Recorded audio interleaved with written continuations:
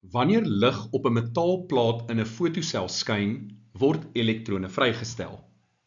Die grafiek toon die verwantskap tussen die kinetiese energie van die vrygestelde fotoelektrone en die frekwensie van die invallende lig.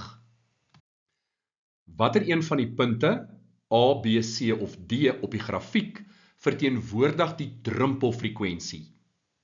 Die korrekte antwoord is C. Op jou formuleblad, die energie van 'n invallende foton is gelyk aan die werksfunksie plus die maksimum kinetiese energie van die vrygestelde fotoelektron.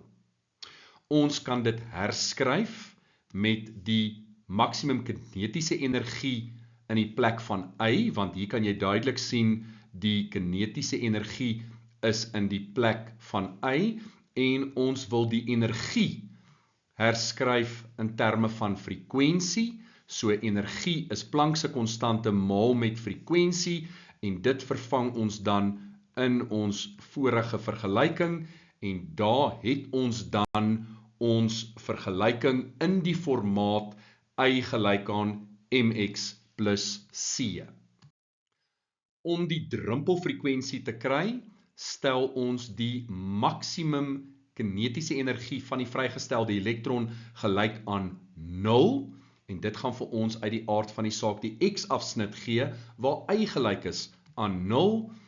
Ons herskryf hierdie dat Hf is gelyk aan die arbeidsfunksie. Die arbeidsfunksie is Planck se konstante maal met die druppelfrekwensie en jy kanselleer Planck se konstante beide kante uit. Met ander woorde, die x-afsnit wat C is die druppelfrekwensie.